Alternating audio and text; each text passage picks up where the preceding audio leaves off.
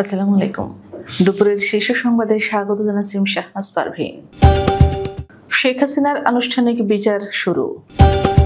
King Charles harmony award পাচ্ছেন doctor Yunus. বেড়েছে তিস্তার পানি খুলে দেওয়া হয়েছে ৪৪ গেট।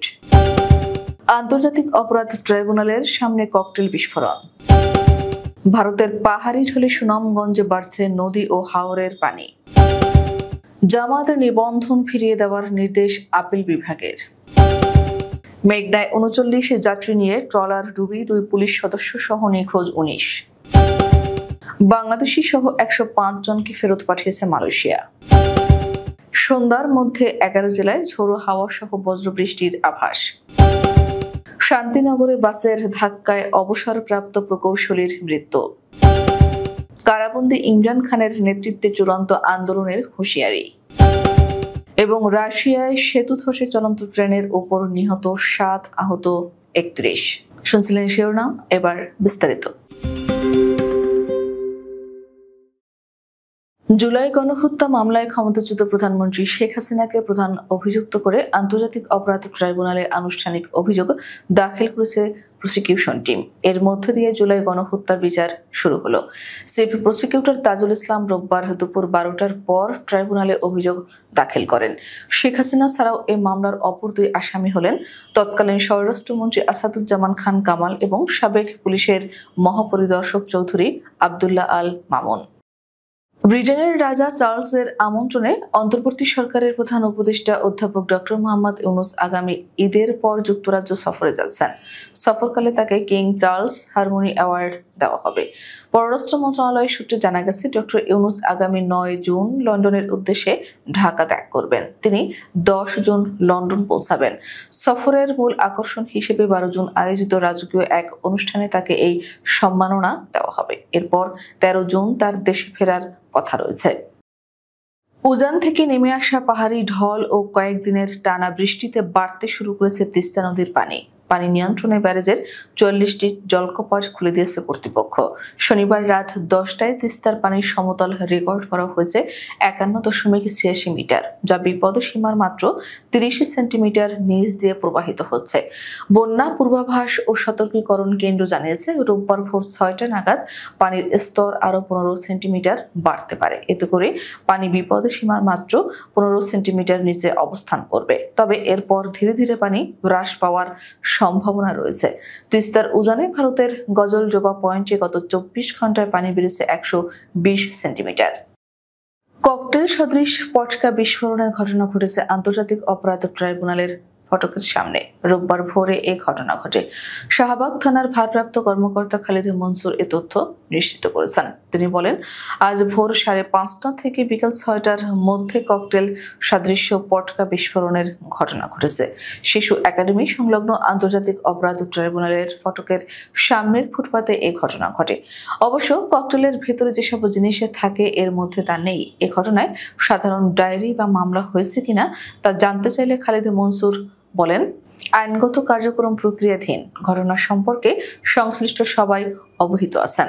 এখন পর্যন্ত কাউকে আটক বা গ্রেফতার করা যায়নি। সিসিটিভি ফুটেজ দেখা সহ অন্যান্য কার্যক্রম প্রক্রিয়াধীন। ভারতের মেঘালয় থেকে নেমে আসা পাহাড়ি ঢলে প্লাবিত হয়েছে তাহিরপুরের নিম্নাঞ্চলের গ্রাম। হাওরের ফসল রক্ষা বাঁধ ভেঙে পানি প্রবেশ করেছে। জেলার বিভিন্ন হাওরে পানি বাড়তে শুরু করেছে। সুনামগঞ্জে কয়েকদিনের টানা বৃষ্টি ও ভারতের মেঘালয়ের পাহাড়ি ঢলে সুরমা, কুশিয়ারা, জাদুকাটা, বৌলাই, ধনু নদী সহ জেলার সব নদ নদী ও হাওরে দিন দিন পানি বাড়ছে।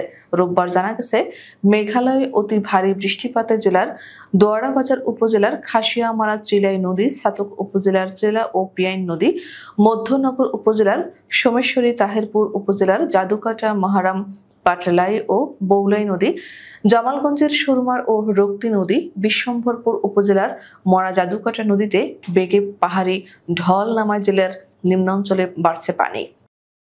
বাংলাদেশের জামায়াতে ইসলামীকে রাজনৈতিক দল হিসেবে নিবন্ধন ফিরিয়ে দিতে নির্বাচন কমিশনকে নির্দেশ দিয়েছেন আপিল বিভাগ। রোববার সকালে প্রধান বিচারপতি ডক্টর সৈয়দ রেফাত আহমেদের নেতৃত্বাধীন ৪ বিচারপতির আপিল বিভাগ বেঞ্চ জামায়াতের নিবন্ধন বাতিলের বিরুদ্ধে আপিলের রায় ঘোষণা করেন। এদিন আপিল বিভাগের কার্যতালিকায় 1 নম্বরে ছিল মামলাটি। রায়ে জামাত ইসলামের নিবন্ধন বাতিল ও অবৈধ ঘোষণা করে হাইকোর্টের দেওয়া রায় বাতিল ঘোষণা করা হয়। একই সঙ্গে দলটির নির্বাচনী প্রতীক দাঁড়িপাল্লার বিষয়ে নির্বাচন কমিশন সিদ্ধান্ত নেবে বলে রায় দেন আদালত। এর আগে মোট 4 দিন জামায়াতের আপিলের শুনানি অনুষ্ঠিত হয়। নোয়াখালীর হাতিয়ায় মেঘনা নদীতে ঝড়ো বাতাস ও ঢেউয়ের তুলে পড়ে 39 জন যাত্রী নিয়ে একটি ট্রলার ডুবে গেছে। এ ঘটনায় এখনো 2 পুলিশ সদস্য সহ নিখোঁজ রয়েছেন 19 যাত্রী। শনিবার বিকেল 3টার দিকে উপজেলার করিমবাজার সংলগ্ন ডুবার চরের মেঘনা নদীতে এ দুর্ঘটনা ঘটে। এসব তথ্য গণমাধ্যমকে নিশ্চিত করেন ভাসানচর থানার ভারপ্রাপ্ত কর্মকর্তা মোহাম্মদ কুতুবুদ্দিন ও হাতিয়া থানার ভারপ্রাপ্ত কর্মকর্তা AKM আজমল হুদা। প্রয়োজনীয় শর্তাবলী পূরণ করতে না পারায় মালয়েশিয়ার সীমান্ত নিয়ন্ত্রণ সংস্থা ফেরত দিল বহু বিদেশিকে। কুয়ালালামপুর আন্তর্জাতিক বিমানবন্দর থেকে বাংলাদেশি সহ 105 জনকে তাদের নিজ দেশে ফেরত পাঠানো হয়েছে, যাদের মধ্যে প্রয়োজনীয় নিয়মাবলী ও শর্তাবলী পূরণ করতে ব্যর্থ হয়েছেন। মালয়েশিয়ার সীমান্ত নিয়ন্ত্রণ ও সুরক্ষা সংস্থা শনিবার এক বিবৃতিতে এ তথ্য নিশ্চিত করেছে। বিবৃতিতে জানানো হয়, ট্রানজিট পদ্ধতি ব্যবহার করে অনেকে মালয়েশিয়ায় প্রবেশের চেষ্টা করেন। একে বিএস এর অভিযানে 400 জনেরও বেশি ব্যক্তি শনাক্ত হলেও 105 জন প্রয়োজনীয় প্রবেশ শর্তাবলী পূরণে ব্যর্থ হওয়ায় তাদের ফেরত পাঠানো হয়। তবে ফেরত তাদের মধ্যে বাংলাদেশিদের সংখ্যা কত তা স্পষ্ট করা হয়নি। দেশের 11 জেলায় সন্ধ্যার মধ্যে ঝোড়ো হাওয়া সহ বজ্রবৃষ্টি হতে পারে বলে জানিয়েছে আবহাওয়া অধিদপ্তর। ঘন্টায় 60 কিলোমিটার বেগে এ ঝড় হতে পারে। রোববার সকাল 9টা থেকে সন্ধ্যা 6টা পর্যন্ত দেশের অভ্যন্তরীণ নদী বন্দরের জন্য দেওয়া পূর্বাভাসে এ তথ্য জানানো হয়েছে। আবহাওয়া অধিদপ্তর জানায়, দুপুর 1টার মধ্যে রাজশাহী, রংপুর, ময়মনসিংহ, খুলনা, বরিশাল, পটুয়াখালী, নোয়াখালী, কুমিল্লা, চট্টগ্রাম, কক্সবাজার এবং সিলেটের উপর দিয়ে দক্ষিণ বা দক্ষিণ পূর্ব দিক থেকে ঘন্টায় 45 থেকে 60 কিলোমিটার বেগে অস্থায়ীভাবে দমকা ঝোড়ো হাওয়া সহ বৃষ্টি বা বজ্রসহ বৃষ্টি হতে পারে। এসব এলাকার নদী বন্দর সমূহকে 1 নম্বর সতর্ক সংকেত দেখাতে বলা হয়েছে। রাজধানীর শান্তিনগর মোড়ে যাত্রীবাহী বাসের ধাক্কায় তাসিকুল ইসলাম নামে এক অবসরপ্রাপ্ত প্রকৌশলী নিহত হয়েছেন।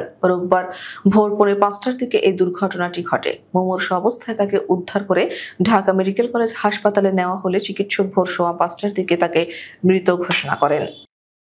কারাবন্দী অবস্থা থেকেই দেশব্যাপী গণ আন্দোলনের নেতৃত্ব দেবেন পাকিস্তান তেহরিক-ই-ইনসাফের প্রতিষ্ঠাতা ও সাবেক প্রধানমন্ত্রী ইমরান খান। এমনই ঘোষণা দিয়েছেন তার আইনজীবী ও দলের শীর্ষ নেতা সিনেটর আলী জাফর। শনিবার জিও টিভির এক প্রতিবেদনে উঠে এসেছে এ তথ্য। এক সংবাদ সম্মেলনে আলী জাফর জানান, PMLN নেতৃত্বাধীন কেন্দ্রীয় সরকারের বিরুদ্ধে এই আন্দোলন হবে চূড়ান্ত পর্যায়ের। ইতিমধ্যেই দলের নেতাকর্মীদের প্রস্তুতির নির্দেশ দিয়েছেন ইমরান খান। তার ভাষায়, আমরা দেশ জুড়ে বিক্ষোভ করব আর আমি জেল থেকেই নেতৃত্ব দেব। রাশিয়ার বিয়ানস্ক অঞ্চলে একটি হাইওয়ে সেতু ধসে পড়ার ঘটনায় জ্বলন্ত যাত্রীবাহী ট্রেনের উপর ধাক্কা লেগে অন্তত 7 জন নিহত এবং 31 জন আহত হয়েছেন। রাশিয়ার রেলওয়ে কর্তৃপক্ষ জানিয়েছে, পরিবহন কার্যক্রমে অবৈধ হস্তক্ষেপের ফলাফল হিসেবে সেতুটি ধসে পড়েছে। এক প্রতিবেদনে ব্রিটিশ সংবাদ মাধ্যম BBC নিউজ এ তথ্য জানায়। বিয়ানস্কের গভর্নর আলেকজান্ডার বোগামাজ জানান, আহতদের মধ্যে একজন শিশু রয়েছেন এবং 2 জনের অবস্থা গুরুতর। আমাদের পরবর্তী রাতের শীর্ষ সংবাদ দেখার আমন্ত্রণ জানিয়ে এখনকার মতো বিদায় নিচ্ছি। দর্শক, ভিডিওটি শেষ পর্যন্ত দেখার জন্য আপনাকে অসংখ্য ধন্যবাদ। নিত্য নতুন সংবাদ পেতে আমাদের ইউটিউব চ্যানেলটি সাবস্ক্রাইব করুন ও নিয়মিত নোটিফিকেশন পেতে বেল বাটনটি ক্লিক করুন এবং আমাদের ফেসবুক পেজটিতে লাইক করুন। এছাড়াও আমাদের ভিডিওতে লাইক দিয়ে শেয়ার করুন। আল্লাহ হাফেজ।